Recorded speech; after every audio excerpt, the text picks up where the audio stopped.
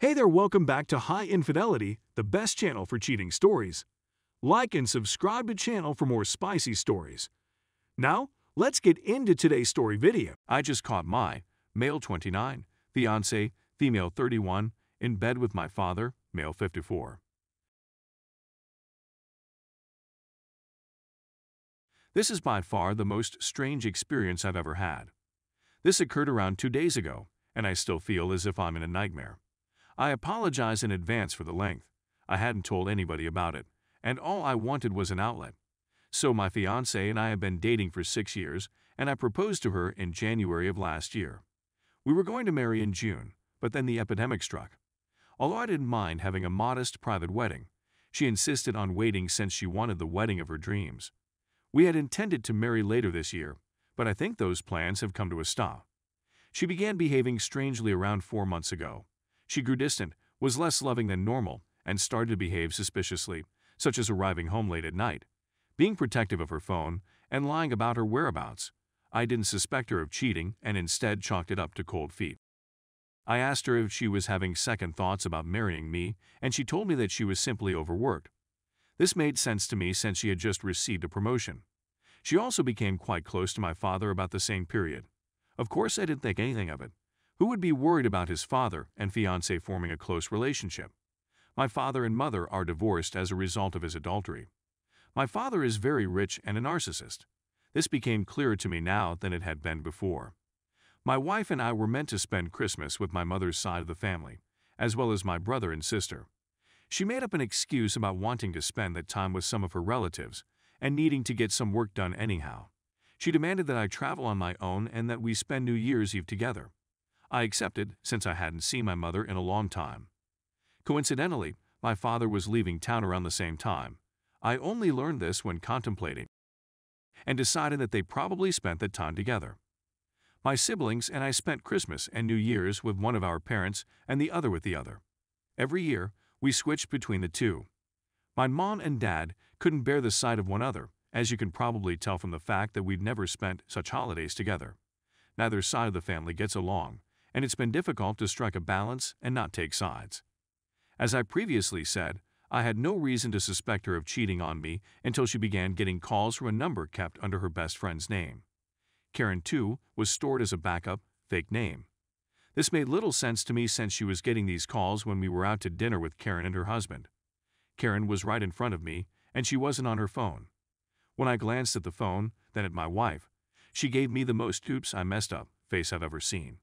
I didn't say anything while we were there, but I did question her about it on the way home. Her justification was that it was another Karen from work. I requested to view her phone, but she refused. She complained that I'd be violating her privacy and that she didn't like being accused of something so heinous. I mentioned how she'd been behaving suspiciously lately, and how her refusal to show me her phone was only pointing to her doing something dirty. She maintained she wasn't and that the talks and the text messages were private.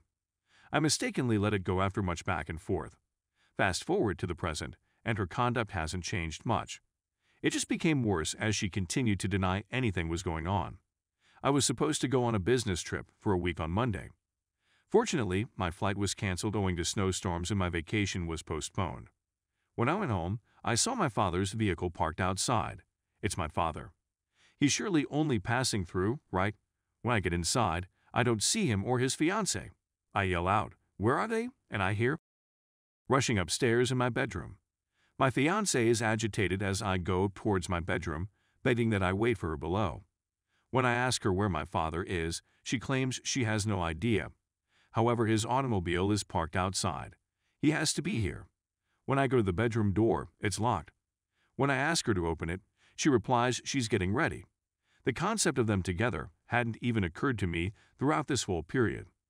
When I beg her to open the door, she tells I should wait below. I could now hear multiple footsteps from inside, and that's when it occurred to me what was going on. In a hurry, I kicked the door down, and I wish I hadn't seen what I did. My father was in my room, fumbling to put his trousers on while my fiancée wasn't just wearing her panties. I was utterly taken by surprise. What I was seeing astounded me. My fiancé burst out laughing and yelled something along the lines of "It's not what it appears to be. I can explain." The cliché nonsense. I was looking at my father the whole time, watching him get ready. At one point, I wondered whether I shouldn't simply beat the heck out of him right then and there. But I couldn't do it. I didn't have the stamina. I was completely defeated. I just got back into my vehicle with the bag I intended to take on my work trip and drove away. My fiancé attempted to stop me and even attempted to jump into my vehicle as I drove away. I got into a motel and have been staying here ever since. Calls and messages from both of them, as well as other relatives and friends, have deluged me. I haven't talked to anybody, and I haven't returned any of their phone calls. This hurts a lot. I'm not sure what I'm expected to do. Why would they do such a thing to me? Why would he choose my fiancé out of all people? I've spent the last 2 days weeping and drinking, and I have no idea what I'm meant to do. Has anybody else gone through anything similar, and if so, how did you find the fortitude to keep going? I could go on, but that would be a rant. How am I expected to deal with such betrayal? I need assistance. Anything? Story 2.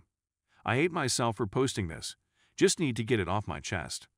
I come from one of the Nordic nations. I've had a difficult 6 months and honestly don't know how to deal with it constructively. My new family's breadwinner is now me. I've taken on more duties at work and been involved in politics in my city. Meanwhile, I'm in charge of a €37,000 project for the EU Commission. I'm now fighting to stay up. My family fully supports me. Nevertheless, the majority of my family has died away. I lost my mother when I was 23 years old, married my first wife 2 months later, separated after 3 months, and divorced the following year when my wife cheated on me. I was unmarried for the following 8 years while finishing my degree. When I returned from studying abroad for a year, I relocated to a new city to start again. I was unhappy and work was frantic and not what I had expected. I acquired a drinking problem as a result of stress and attempted to get treatment. After 13 hours in the ER, I was informed that it was all in my head until I felt suicidal. They felt I could be stressed since I indicated I wasn't suicidal, so they let me go. My supervisor claimed he'd assist me, but 2 years later, he delayed a promotion based on that chat. 3 years have passed. I'm doing well at work, and I've been married to my present wife for 2 years. Finally, I was in the right frame of mind to meet someone. We dated for nearly a year before being engaged, and I couldn't be happier, despite the fact that everything occurred so rapidly. We marry, and my father is overjoyed, as are my brother and nephew. Meanwhile, my father is having problems with his prostate, which has been diagnosed as malignant. My father does not always give me the complete truth, so I contact my adored elder brother. He has the same concerns that I do. It turns out that my brother and I should brace ourselves for the worst. My father is 78 years old, and this disease might be the last of him. We begin talking about making plans. 2 weeks later, my son is born. My father's side of the family pays us a visit. My brother is holding my newborn kid, who is seated next to my nephew, and we are both giggling. 3 weeks later, at 20 minutes past midnight, I get a phone call from my father.